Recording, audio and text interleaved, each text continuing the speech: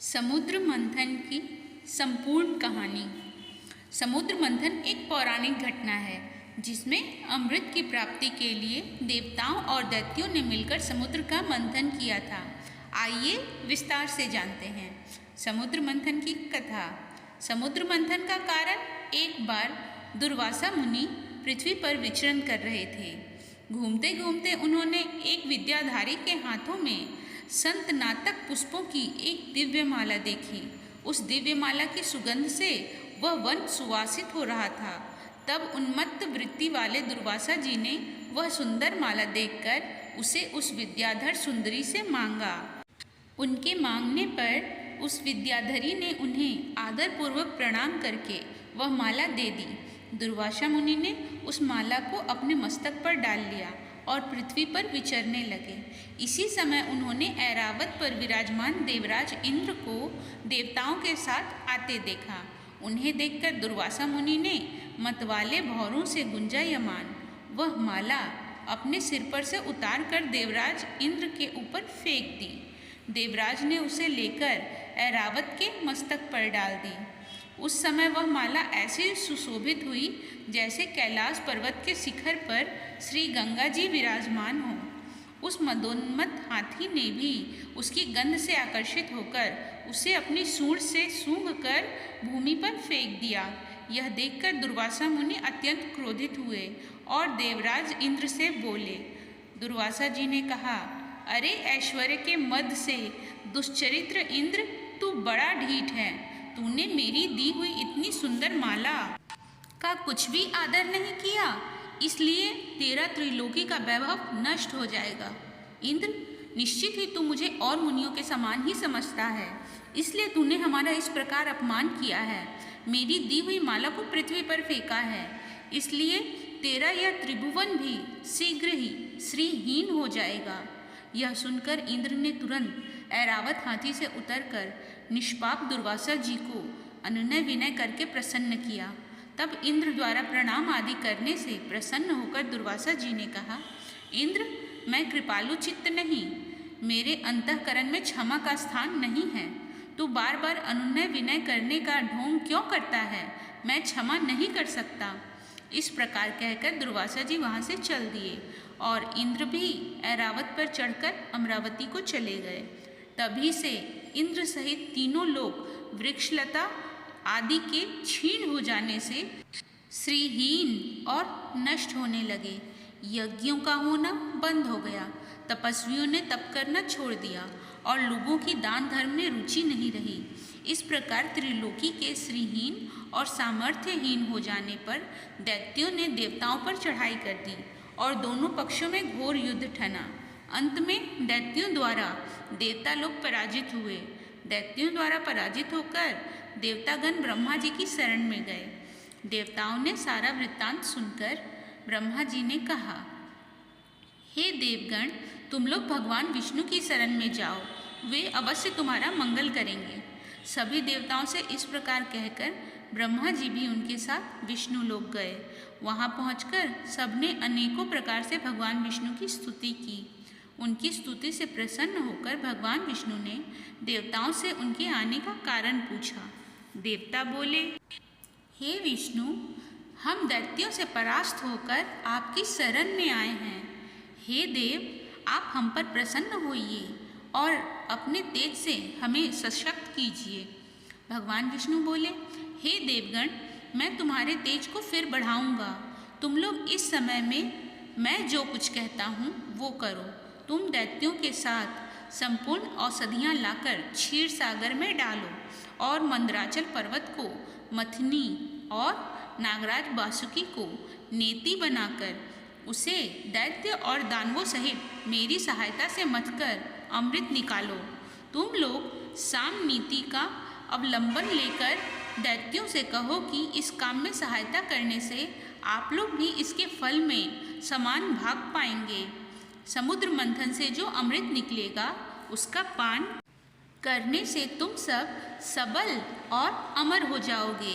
हे देवगण, तुम्हारे लिए मैं ऐसी युक्ति करूँगा जिससे तुम्हारे द्वेषी दैत्यों को अमृत नहीं मिल पाएगा और उनके हिस्से में केवल समुद्र मंथन का क्लेश ही आएगा। ये सुनकर देवगण अत्यंत प्रसन्न हुए और समुद्र मंथन की व्यवस्था में लग गए। सबसे पहले उन्होंने असुरों को इस कार्य में सहायता करने के लिए राजी किया।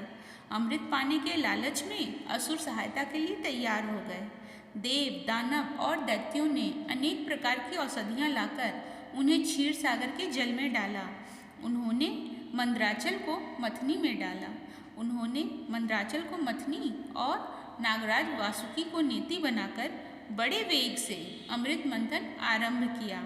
भगवान ने जिस ओर वासुकी की पूंछ थी उस ओर देवताओं को और जिस ओर मुख था उधर दैत्यों को नियुक्त किया।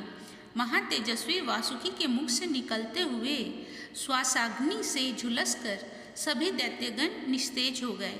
उसी श्वास वायु से विक्षिप्त हुए मेघों के वासुकी के पूंछ की ओर बरसते रहने से देवताओं की शक्ति बढ़ती गई।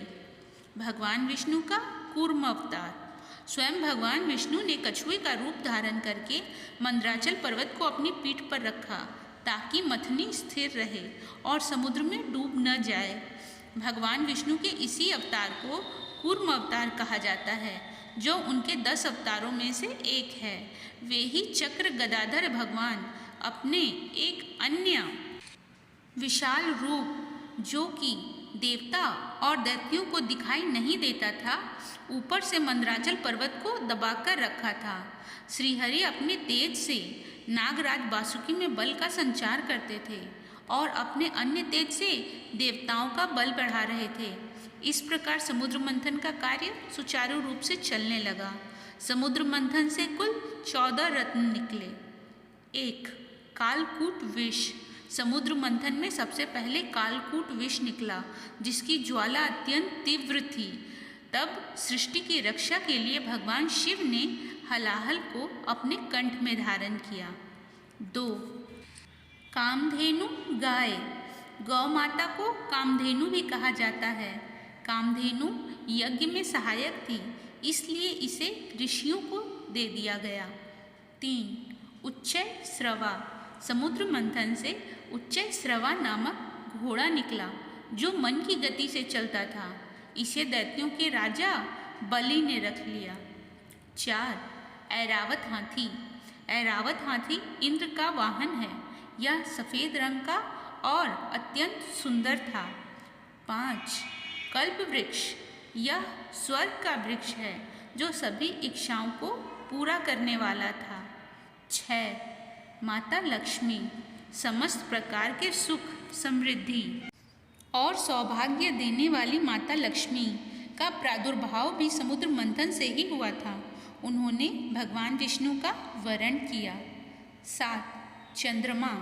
चंद्रमा को जल का कारक ग्रह माना गया है। चंद्रमा की उत्पत्ति भी समुद्र मंथन से हुई, जिसे भगवान शंकर ने अपने मस्तक पर धारण किया। 8. शंख। शंख को विजय का प्रतीक माना जाता है। हिंदू धर्म में शंख का बहुत महत्व है। 9. कौस्तुभ मणि। समुद्र मंथन से निकले इस दुर्लभ मणि को भगवान विष्णु ने धारण किया। 10. अप्सरा। समुद्र मंथन से अप्सराएं निकली, जो अत्यंत सुंदर और मनभावन थी। रंभा देवलोक की प्रमुख अप्सराओं में से एक थी। 11. वारुणी। ये एक प्रकार की मदिरा थी, जिसे दानवों ने रख लिया। 12. पारिजात। पारिजात या हर श्रृंगार को स्वर्ग का फूल भी कहते हैं। यह भी समुद्र मंथन से निकला था। भगवान शिव को इसके फूल अत्यंत प्रिय हैं।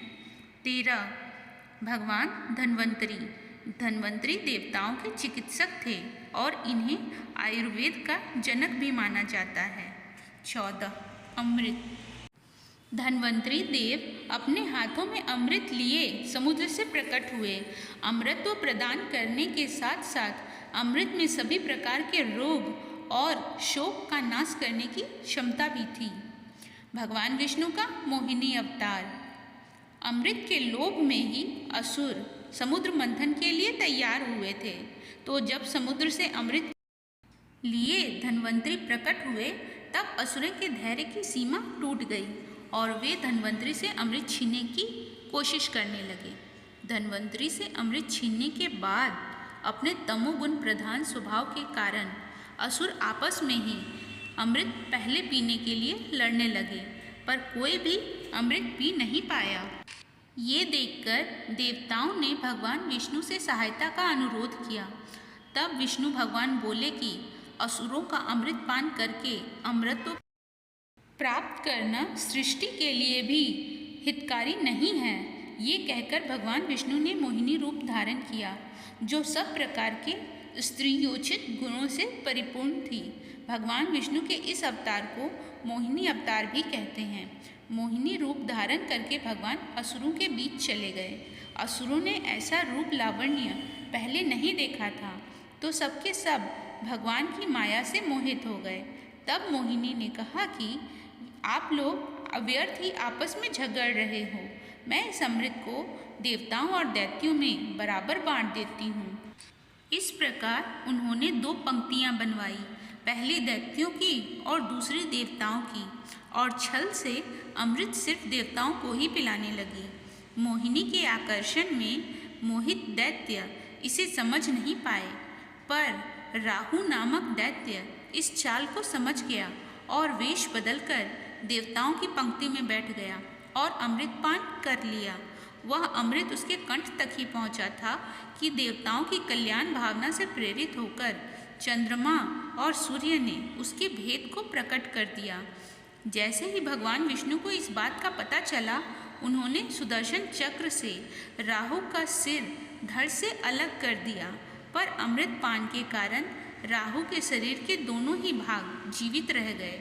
सिर वाला भाग राहु और धड़ वाला भाग केतु कहलाया। ये दोनों छाया ग्रह हैं। ज्योतिष में इनका बहुत महत्व है और ये दोनों छाया ग्रह अन्य नवग्रहों पर विशेष प्रभाव डालते हैं।